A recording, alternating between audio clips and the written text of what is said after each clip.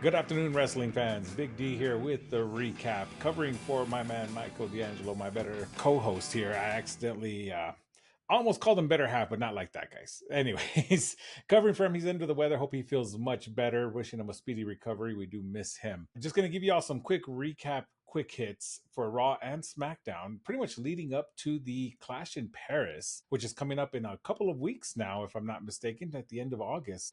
Lots to look forward to, but also lots being built up still.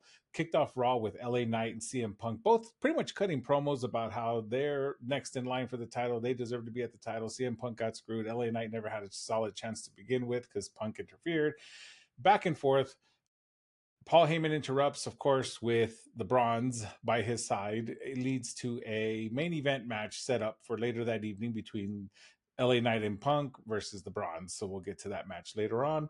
After that, we're pretty much setting up Triple Mania, which was this past Saturday, which was a great show. If you haven't seen it, go to the YouTube channel of WWE. They actually streamed it in English with Conan and I believe JBL and Corey Graves in commentary. So it was a great event, but they were pretty much setting that up because they had Dominic Mysterio teaming up with Grande Americano versus AJ Styles and Dragon Lee. Pretty much run of the mill match, just going at each other.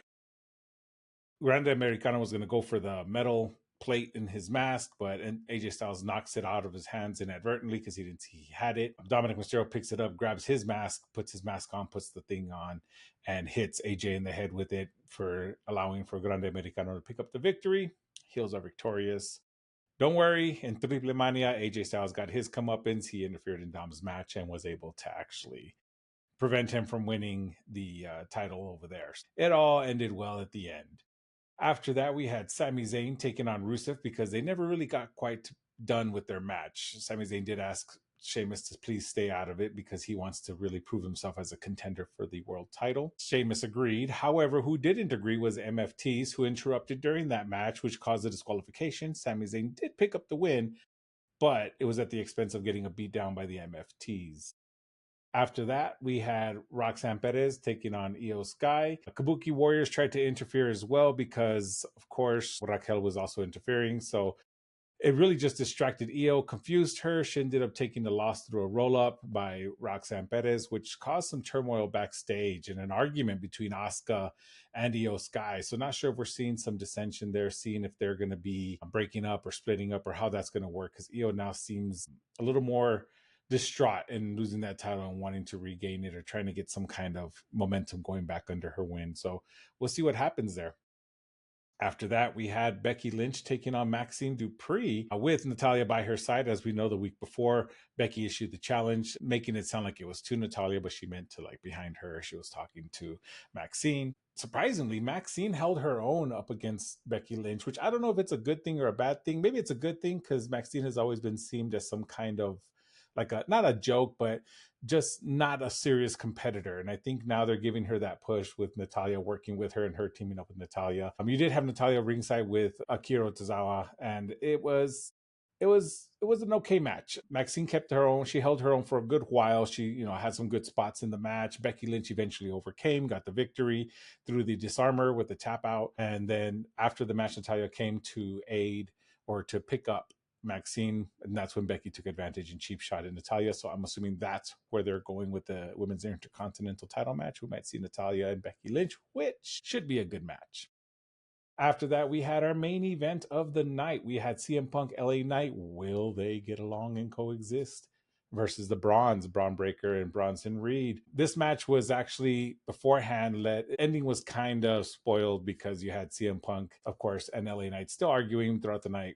But you also had Seth Rollins, telling the Bronze that, you got this, you guys got this, take care of them. I'm going to take the night off. I'll see you guys later, and I'm leaving. We all know what that means.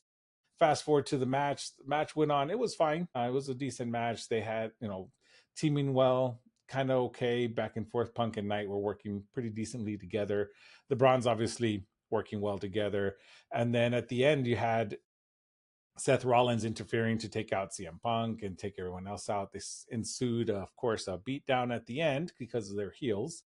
Jey Uso came out with the chair as the equalizer, and all seemed well until after they cleared the ring. LA Knight and CM Punk again started bickering and fighting. So Jey Uso got between them, and that was the opportunity for the Vision to run back into the ring and ambush them, taking over again, and another post match beatdown going on. I guess that's a post match beatdown. I don't know. But you had the biggest thing that came out of this was Adam Pearce came out and announced that since Seth likes to intervene in everybody, we have a fatal 4-way for Clash at Paris, where we're going to have Seth Rollins taking on CM Punk, taking on LA Knight, and taking on Jey Uso. So we're going to have a fatal 4-way.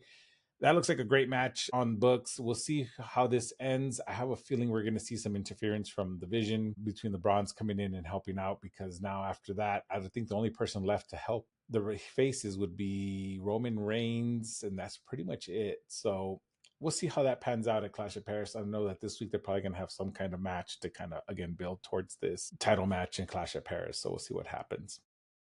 But that was pretty much Raw in a nutshell. Very quick, very vague. Not vague, I'm sorry. Very quick, very brief, mainly because not a whole lot happened as far as setting up. This was just kind of setting the plans in motion for Clash in Paris, and also again that one match between Dom and Grande Americano and Dragon Lee and AJ Styles just to push Triple Mania. That was actually nice to see some cross promotion work there. So we'll see if you had a chance, go watch it. I haven't finished watching Triple Mania myself. I just kind of been catching bits of it, so I'm going to go back and rewatch it after this. After that, we had SmackDown coming through. MFT started up the show bragging about how they beat down Sami Zayn and how there's nobody out there that can compete with them. Typical shtick. You also had Sami Zayn interrupt them. And of course, you had Solo saying he doesn't even go here, getting his Mean Girl line in.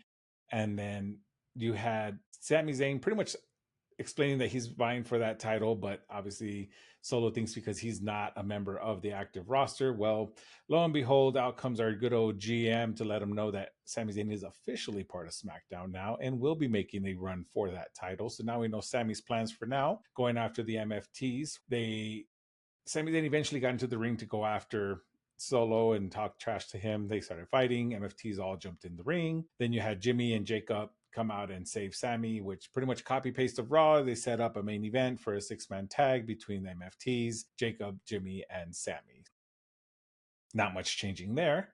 After that, we had Alexa Bliss taking on Piper Niven. Alexa was able to beat Piper in a roll-up, which was kind of interesting, but it was a decent match. But the biggest thing here was there was a beatdown by the heels after that on Alexa and Charlotte Flair. So I'm assuming that would be the next contenders. The Secret Service would probably be vying for the women's tag team titles. It should be a good one. I like to see that they're utilizing Piper Niven and that they're utilizing Alba Fire this way. I like to see them more as just lackeys, more than just lackeys. I like to see them actually compete, and this is a great way to do that. So I'm happy to see that. After that, we had Carmelo Hayes and Miz, of course, talking and still trying to. Melo's trying to get his solo title shot. Miz trying not let go of it, wanting to have that tag title back in his hands. So by any means necessary, set up a match between him, the Melodome Miz tag team versus Fraxium. They did win. However, Carmelo Hayes was getting a huge ovation. They were back in his hometown in Boston, and he was clearly the crowd favorite. Everyone was erupting for him. He was setting up for the nothing but net and looking to close out this match when Miz just went in, blind tagged himself in, hit the skull crushing finale, and took the victory from him. Again, you had that look from Melo just looking at him like, really, you just did that to me? And it was, pretty ominous in that they're going to probably split up eventually. We know that that's going to come. We'll just see how they do it, because now you had another backstage segment where you had the Miz and Melo running down Motor City Machine Guns. That match was set up for next week. But behind the scenes, if you look closely behind the Motor City Machine Guns, you had Uncle Howdy just kind of lurking. And that was kind of a theme throughout the night, because you also had the MFTs talking earlier that evening. You had Eric Rowan standing in the hall behind them with the hammer, but then he disappeared when Tala Tonga kind of turned around to see who was watching them. You also had it happen with Tiffany Stratton. Excuse me. You had Tiffany Stratton there talking to, oh my goodness, her name is slipping my mind. Kiana Jane. Sorry, I knew her name. You had Nikki Cross. You're seeing through the reflection of the semi truck, which is pretty interesting, because she was kind of like dancing or doing something back there, but she was still lurking. So you had the YS6 lurking throughout. You also had, after that, Joe Gacy and Dexter Lumis. I'll explain that one here in a bit. But I like that the Wyatt Six is being utilized again in that kind of stalkerish, creepy kind of way, looming around. You never know where they're going to attack next. They already have the tag titles. Which title will be next? I would like to see Uncle Howdy take the U.S. title personally.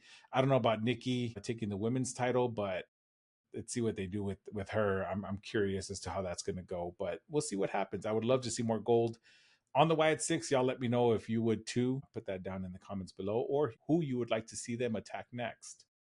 After that, Drew McIntyre took the stage talking about why he did what he did to Cody. Essentially, the gist of it is he did the last title run for the fans, for everyone else but himself, and that this one's more personal. This one's for him. He's now seen the light and he just wants to do this for himself, and he is going to be greedy. He's going to be selfish, and he's going to get it by any means necessary.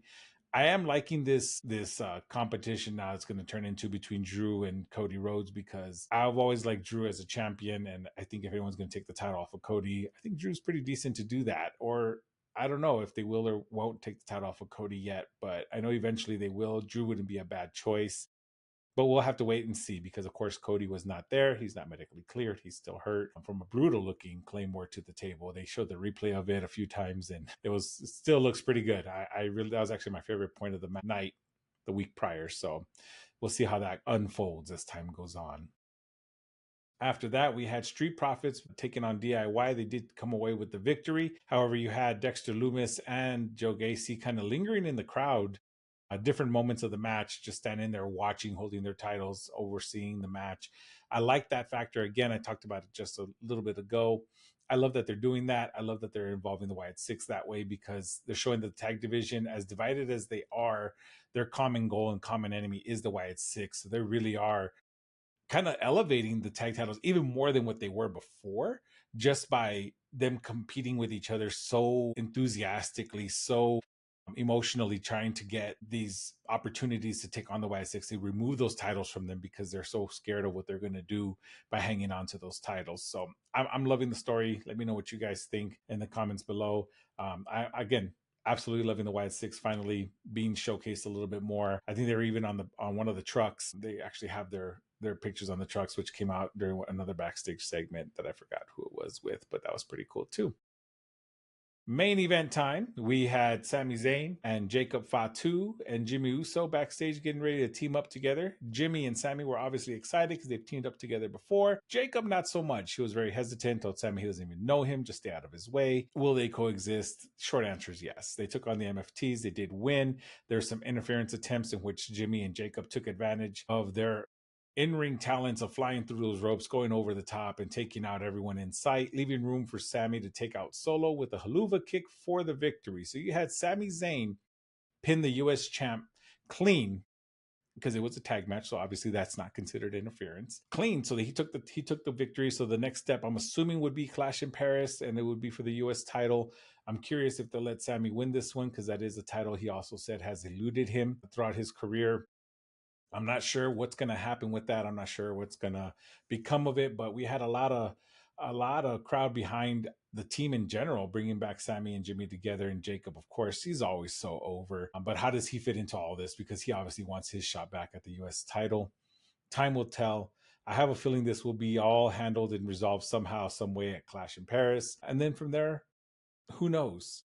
But that was both shows in a nutshell. Quick hits brought to you by me, Big D, here on the recap. Let me know what you think. Of course, don't forget to like, comment, share, subscribe, all that good stuff. Tell your friends, tell your family. Make sure you guys talk to us. Let me know what you think in the comments, good or bad. We do not discriminate on the comments at all. We will talk back. We don't shy away from a good conversation. Nothing ever personal, all in fun, all in good nature, because wrestling is so great and I love being a pro wrestling fan. I love watching pro wrestling, and I know you guys do too. If not, you wouldn't be watching this and you wouldn't be talking so emphatically about it.